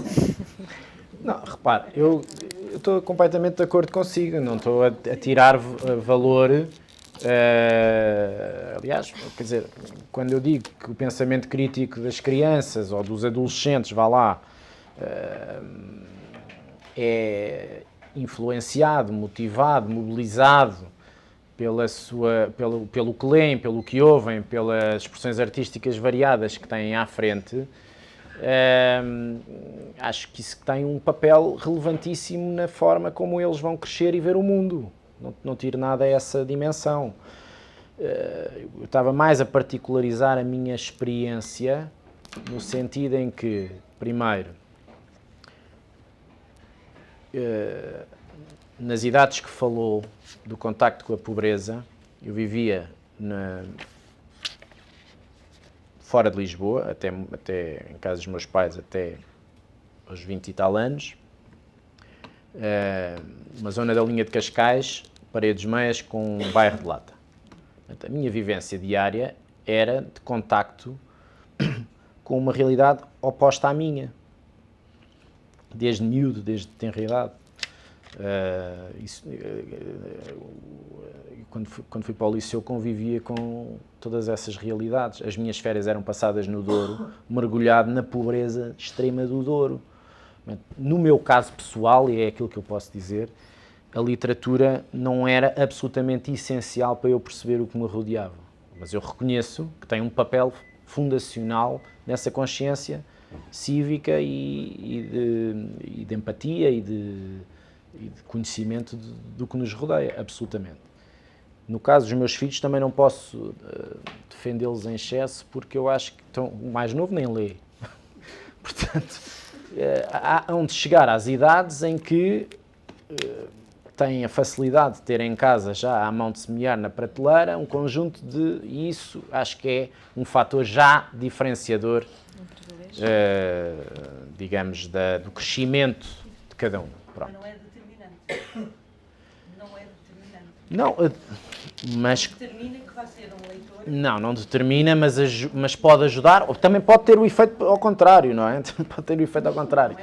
Mas pelo menos, digamos, o espaço visual diário é um espaço que acomoda um conjunto de artes, se a mãe pinta, se o pai tem música por todo lado, se tem os quartos forrados a livro, quer dizer, há ali uma imersão, pode jogar até a desfavor, no sentido em que eles querem fugir daquilo, mas acho que não. Pronto, de qualquer das maneiras, o meu ponto tinha a ver mais com a minha vivência e aquilo que eu leio muito política. E quando quer que a arte me toque, quero fugir da política a 7 pés. Leio muito história, leio muito ensaio contemporâneo. Quando tenho a cabeça cheia destes assuntos, o que eu quero é fugir disto. E, portanto, a Susana quer-me voltar a colocar neste tipo de literatura, que é uma literatura que me consome mais do que me dá prazer, e eu quero prazer Então na vamos arte. sair dessa literatura, vamos ao prazer. Para férias vais levar Patti Smith, Jaimília, O que é que eu Lídia tenho Jorge. mais? Lídia Jorge, Lídia Jorge, Toni Morrison. Estás a ler Lídia Jorge, mas o Dia dos Prodígios não te está a cativar? Ainda de não me alguma cativou, forma? talvez eu esteja com a cabeça de tal maneira. Vais em que página, desculpa? Vou para aí na 80. Não chega. Espera. Tá, pronto, tá bem. espera. Ótimo. Paulina A Xiziane? Xiziane. Mais... Então só literatura feminina. Feminina, desculpa, feminista. Sim, como queiras chamar, eu não vejo a coisa do ponto de vista Estás a pejorativo. referir autoras... Não, de todo, era um elogio. É um elogio. Mas isto tem mais a ver com a minha sensibilidade, desculpem, predisposição, porque sinto falta de um universo compensador aos assuntos chatíssimos que eu trabalho. E música, o que é que estás a ouvir? Olha, ando a ouvir muito hip-hop, que eu acho que também tem uma... Pronto, o hip-hop também tem uma dimensão, para além sociológica e política, brutal, não é? Enfim. Mas acho que teve uma evolução muito interessante, até na sociedade portuguesa, na americana já há muito tempo, que é vir da periferia para o centro, não é? E tornar-se mais mainstream do que suburbano, chamemos assim, e tornar-se mais consumível nas suas variadíssimas expressões por pessoas a quem há 10, 15 anos seria impossível que chegassem a esse tipo de música. Eu acho isso fantástico. Acho que já cumpriu o seu papel político, percebes? Pronto, já cumpriu o seu papel político e eu acho que aí os Spotify ajudaram muito. Mas o que é que eu estou a ouvir? Estou a ouvir uma coisa chamada... como que se chama? Black, vem cá agora ao Alive. Black, se calhar vou aqui ao Spotify ver, não? Depois vou muito para coisas mais... Há coisas que eu não ouvi nas alturas certas e que agora ando a ouvir. Sei lá, Led Zeppelin como deve ser, Black Sabbath como deve ser. Mais... Spotify tem uma coisa boa que é fruto do algoritmo. O algoritmo tem este único lado bom, o resto é tudo perverso. Que é faz-nos as nossas listas em função de coisas aproximadas aos gostos Acaba por criar um gosto. Não, cria gosto, quer dizer, no fundo o que te desperta é se calhar para coisas paralelas àqueles óbvios que tu vais ouvindo e assim espalhas um bocadinho a tua rede. Eu fazia isto de uma forma mais analógica, que era, a minha experiência com a música é uma experiência muito visceral, porque no tempo, não é só do vinil, mas depois também do CD, o acesso aos CDs não era a coisa mais evidente, mesmo em Lisboa. Havia muita gente que vinha dos Interrails e não sei o quê, e trazia coisas que partilhava. A partilha era uma coisa, também ela própria um mecanismo de democratização da cultura. Isso hoje em dia tem uma expressão diferente, se calhar há mais partilha, mas é uma partilha paradoxalmente mais individualizada. Nós temos sempre nas nossas vivências, na nossa bolha, não é uma partilha física. Não, ali íamos para casa uns dos outros e estávamos tardes inteiras a ouvir um disco. E abríamos os livrinhos e víamos os agradecimentos. Eu, pelo menos, tinha um culto enorme sobre os agradecimentos da banda. E a quem é que eles agradeciam. E depois ia ver bandas que eles agradeciam. E espera lá, o que é isto? Sem internet, sem nada, como é que eu vou chegar a esta banda? Tenho que ir à loja de música perguntar ao homem que está lá, ou à senhora que está lá, se tem este disco. E tudo isto era um ritual que dava trabalho. E o trabalho compensa. Compensa no sentido em que a dificuldade ajuda a nós darmos valor ao que os outros fazem e à nossa busca por mais conhecimento, neste caso musical. Os livros, o exercício seria a mesma coisa, embora já tivesse outra democratização, não é?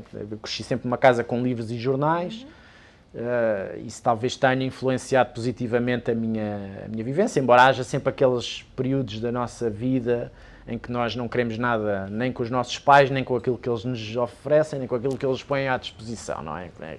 É um bicho estranho na nossa adolescência ou noutro período qualquer. Também passei por isso. Mas depois há um reencontro, e há um reencontro saudável com os nossos gostos particulares, que é encontrar a nossa forma de ligação às expressões artísticas que não têm a ver com o que o pai ou a mãe diz, ou o irmão ou a irmã, é nosso. E esse espaço nosso, eu acho que é aquilo que nos vai acompanhar a vida toda. Claro que depois nós temos a tendência para passarmos isso aos nossos filhos. Evidentemente, há coisas que são inegociáveis em minha casa, como é o sportinguismo. Isso é uma matriz identitária inegociável. Os meus filhos foram sócios do Sporting antes do cartão do cidadão. Era uma coisa que se podia fazer na altura, online e tal.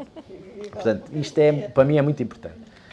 E eles agora têm uma vivência com o clube, que é uma coisa que não sei se quem é sportinguista acompanha, mas é muito mais do que um clube, muito mais do que um desporto, muito mais do que modalidades. É uma coisa bastante transcendental até na nossa vida.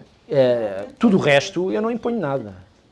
Se gostam mais da banda B, ou do cantor A, ou da Bárbara Bandeira, ou não sei o quê, é com eles. Eu jamais imporei um gosto, jamais imporei uma orientação, claro que dentro de linhas vermelhas aceitáveis do ponto de vista civilizacional. Agora, se gostam mais de hip-hop, ou de Saramago, ou de outro autor, eu quero proporcionar-lhes os instrumentos para que eles tenham uma cabeça desperta para o diferente e para o que é mais desigual. Acho que isso é as duas linhas que os farão melhores seres humanos. É só isso. E acho que a arte tem um papel nisso. Então, olha, antes de terminarmos, vou-te pedir, bom, são estas perguntas de algibeira, mas que são sempre super interessantes, vou-te pedir uma recomendação de um livro, de um álbum e de um filme. O filme já disse, O Teu Rosto Será o Último, do Luís Filipe Rocha. Um álbum...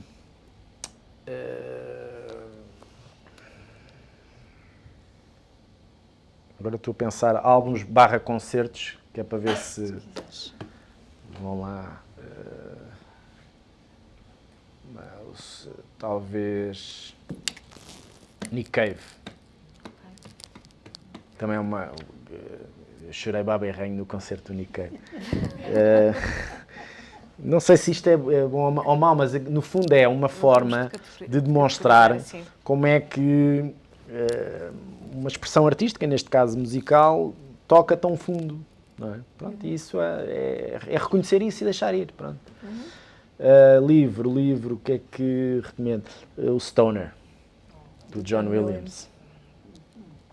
Foi um livro que me levou a várias coisas, mas entre elas a abandonar a universidade. A fugir do ambiente universitário no sentido das suas piores dimensões. As hierarquias, as castrações, isso continua a existir de certa maneira. Também confrontar-me com a minha necessidade de espaço, de amplitude de movimentos e de criatividade. E a universidade, ao contrário, pelo menos a portuguesa que eu conheço, ao contrário de favorecer a criatividade, mina. Portanto, o Stoner foi muito importante para mim nesse ponto de vista. Queres mais? Se quiseres. Assim, de outra dimensão. O que a gente tenha, O ano zero da Nova Europa. O ano zero da Nova Europa.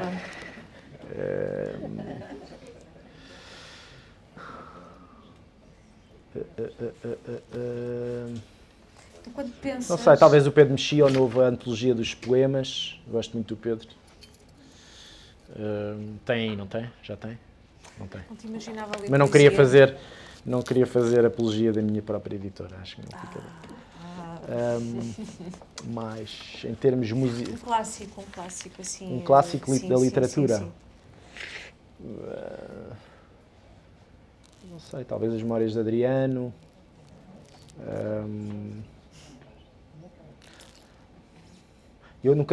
Há aquela célebre pergunta: qual é o livro da tua vida? Não tenho. Não, é impossível. Zero. Não tenho o livro da minha vida. Tenho alguns livros que foram importantes, este foi um deles, nesse sentido que eu disse, mas mais uma vez, acho que a música para mim, sou um grande leitor, mas não sou uma pessoa que tenha uma, como é que eu ia dizer, que seja estruturalmente marcada entre um antes e um depois de ler um determinado livro. A música a mim fez mais nesse sentido do que, sobretudo a música visual, os concertos. Eu sou um grande consumidor de concertos e tenho assim, tipo, faço listas de concertos da minha vida e acho que isso, na minha experiência pessoal, e respeito a todas as outras, tem mais impacto no antes e o depois. Ter visto o que é que me aconteceu depois de ter visto. Percebe? De ter ouvido, chegar àquela dimensão. Percebes? Creio que sim. Então, olha, para terminarmos, permitam-me esta contradição. Vou ler aqui uma pequena parte do prefácio do Retrato de Dorian Gray, do Oscar Wilde. E sim, é uma grande contradição, porque vai, no fundo este prefácio acaba por tirar validade a tudo aquilo que eu disse anteriormente, mas depois se quiseres comentar, fica à vontade. Toda a arte é simultaneamente superfície e símbolo. Os que penetram para lá da superfície fazem-no as suas próprias peças. Os que leem o símbolo fazem-no as suas próprias peças. O que a arte espelha realmente é o espectador e não a vida. A diversidade de opinião sobre uma obra de arte revela que a obra é nova, complexa e vital. Quando os críticos divergem, o artista está em consonância consigo próprio. Podemos perdoar um homem que faça uma coisa útil desde que não a admire. A única desculpa para fazer uma coisa inútil é ser objeto de intensa admiração. Toda a arte é perfeitamente inútil. O que é que eu posso dizer? Discordo da frase final, não é? Eu acho que tudo aquilo que eu disse se pode concluir que, no meu caso particular, um percurso sem arte, do ponto de vista lúdico ou salvífico, fazia-me uma pessoa fria, desumana e se calhar menos interessante, digamos assim. E acho que isso é o maior elogio que eu posso fazer à arte de uma forma genérica, não é? Nas várias expressões. Portanto, a utilidade é uma utilidade extrema. O que seria o mundo sem arte e o que seria a nossa vida sem as expressões artísticas? Há pessoas que certamente verão no futebol a expressão magna da arte. Para mim é diferente, no sentido em que eu, como tenho uma via clubística muito acesa, o futebol para mim é o segundo plano da dimensão clubística. Percebes? É uma coisa identitária, depois é que vem a parte desportiva. Mas, enquanto expressão artística, muita gente reduz aquilo que é o seu consumo, digamos, lúdico ou cultural, a fenómenos desportivos, coletivos, o que é que seja. Para mim, a dimensão individual conta mais. E a forma como nós somos tocados ou não por uma experiência de sermos parados à frente de um quadro durante meia hora. E acho que sairmos de lá diferentes.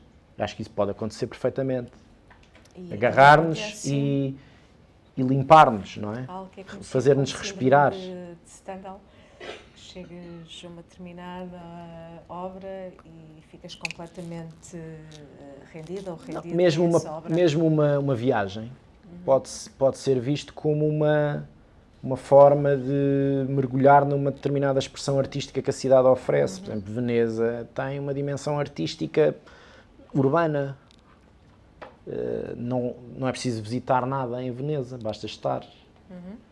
Isso não pode ser visto como uma expressão de arte, no sentido mais geral, e isso ajudar-nos também do ponto de vista da nossa salvação mental? Acho que sim. Uma grande paisagem, uma viagem de comboio, os Açores, o Douro.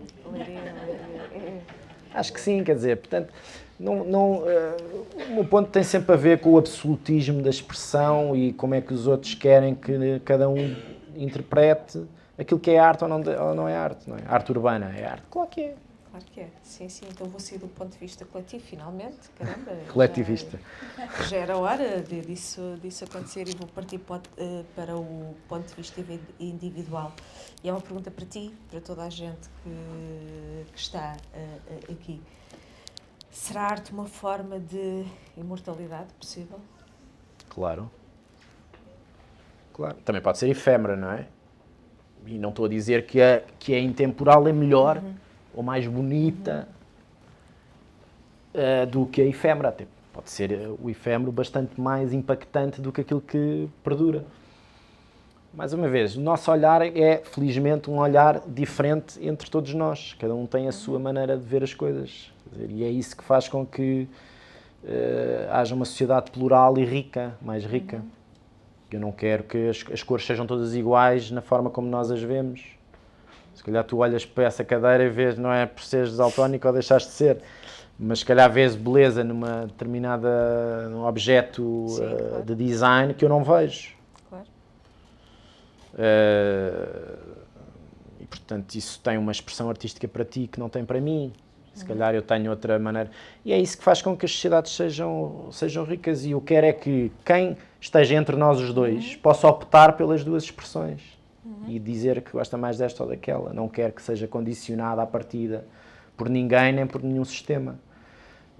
E por isso é que eu volto ao ponto da criatividade e digamos, da criação individual e do ambiente das escolas que proporciona a veia artística e as vocações e não as mata em função do mercado, em função das engenharias, porque é isso que o mercado está a pedir, é gente de computadores e de programação. Haverá certamente necessidades para isso, mas quem quiser ir seguir filosofia deve seguir. E a própria engenharia devia ter disciplinas de filosofia e de história e de geografia. Geografia, então, é das coisas mais importantes que existe. Isso forma-nos de uma maneira mais completa. Mais uma vez, eu não queria fazer uma coisa muito egocêntrica, parece que, mas pronto, convidaste-me, enfim. Terei que falar algumas coisas minhas. Eu tenho um percurso muito errático, escolar e não só, e as minhas vocações foram sempre muito tardias, no sentido em que eu gostava de muita coisa e, portanto, nada era óbvio seguir.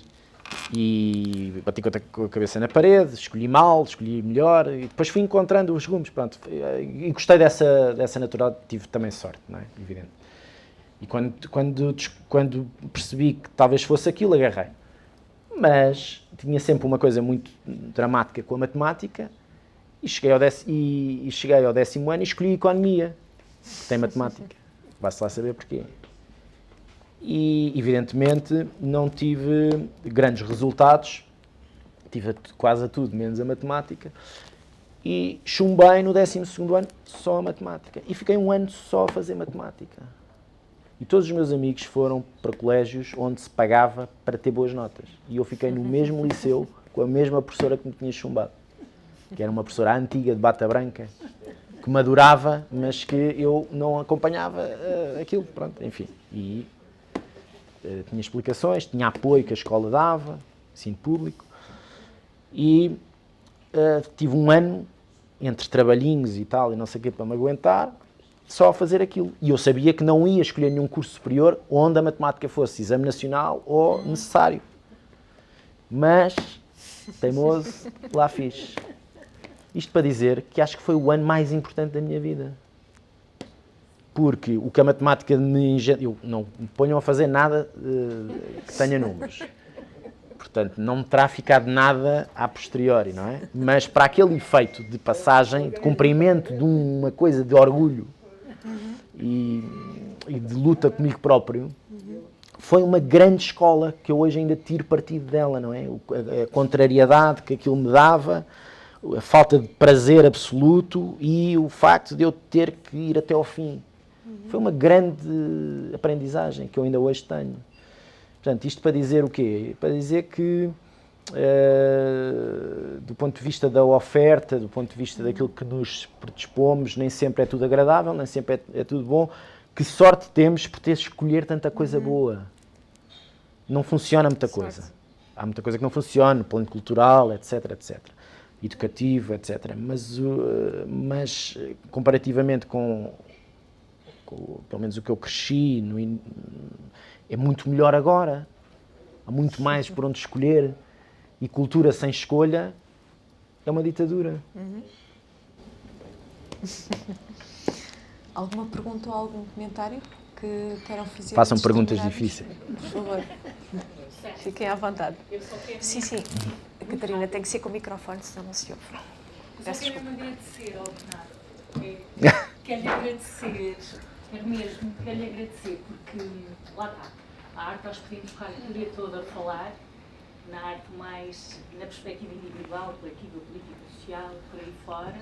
Acho que é preciso ter imensa coragem para assumir e para falar da arte numa perspectiva individual, porque é mais confortável levarmos a arte para o grupo, não é? Sentimos mais acompanhados nas reivindicações, no valor político, e no individual não, somos nós que ali estamos. E o Bernardo fez isso. Por isso quero-lhe agradecer, porque a arte, do meu ponto de vista, não é? Ao longo dos anos, nós também vamos evoluindo na forma como estamos com a arte. Eu não faço arte como a Carla, que eu conheço, que está aí à frente, mas gosto imenso e vou trazendo os meus filhos, tenho aqui a minha filha, vou trazê-los para a arte. E a arte, para além de nos despertar, acrescentar, interrogar, eu sinto que a arte nos devolve a nós. Nós saímos de nós, porque a arte nos desperta, nos interroga e depois voltamos a nós novamente, acrescentando ou não. Mas a arte devolve-nos. E eu hoje senti que o Bernardo fez isso. Devolveu-nos a nós, naquilo que é a arte, sem racionalização, mesmo que a Susana estivesse sempre a puxá-lo para aí. Acho que fez lindamente em manter-se no hemisfério direito e não ir para o hemisfério esquerdo, onde andamos todos, continuamente, e que é um desgaste tremendo.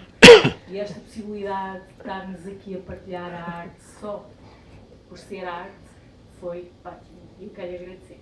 Muito obrigada. É que agradeço. Muito obrigado.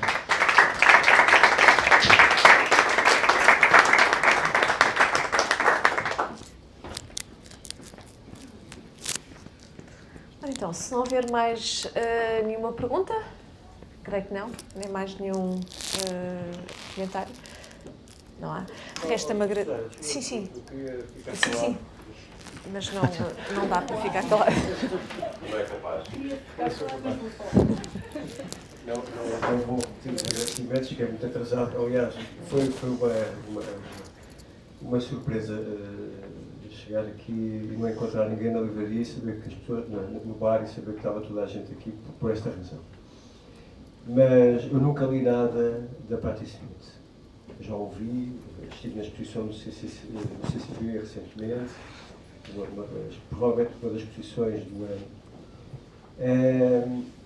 Mas fiquei incomodado quando o Bernardo diz que consegue separar uma artista que é determinantemente na sua obra, como eu conheço pessoalmente, portanto acredito que a pessoa é uma pessoa completamente política, e levar como uma leitura de férias e conseguir abstrair o contexto político de uma autora, artista política, eu fiquei com esta questão, porque eu percebo as férias, isso também percebo o que é esta...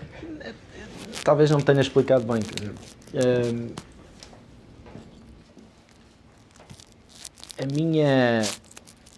A forma como eu devoro a política, acho que o termo é mesmo esse, do ponto de vista literário ou prático, tem uma componente muito prática, feliz ou infelizmente,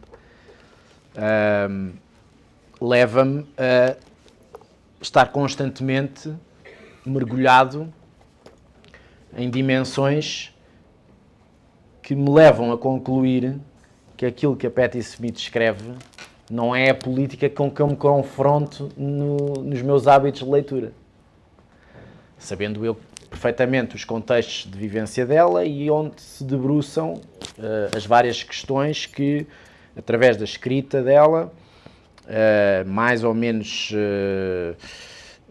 desprovidas de grandes afirmações, comportam. E, portanto, desse ponto de vista, não é um livro político tal qual eu os leio. Percebe o que eu digo? Agora, claro que ela é uma grande figura da política musical e da música política, mas eu acho que tem vários ângulos nos livros dela que me interessam mais. Por exemplo, onde tenho confrontado com uma coisa que aí talvez faça um paralelo com a Patti Smith, noutros termos, que tem a ver com a forma memorialista, não saudosista, mas memorialista da infância, adolescência, juventude, princípio da adolescência adulta, juventude. E uma coisa que eu me confrontei, por isso talvez goste tanto dele, que é o do Onjaki, que de facto são as vivências, muita vivência, pelo menos dos que eu li, muita vivência em Luanda, nos tempos da juventude, /adolescência, /infância, e eu vejo ali coisas muito próximas do meu universo. É curioso, não sei se é por causa da minha vivência em Carcavelos, com um bairro de lata, de gente das antigas colónias, em barracas, de forma miserável, durante tantos e tantos anos. Não estou a dizer que o lado do Onjaki é esse. Estou a dizer percebes? Estou a dizer é que nota ali umas vivências, também não com o corpo docente cubano, por exemplo, que ele muitas vezes evoca com grande saudade, não é? Também não tive isso, mas há coisas de brincadeiras que parecem muito diferentes para uma criança em Luanda nos anos 80 e que não terão sido tão diferentes de uma criança em Carcavelos nos anos 80. Eu vi ali coisas que me lembro de testemunhar. Eu tenho uma memória visual muito grande, mais do que para nomes, mas de visual. Tenho muita fotografia, muitos flashes.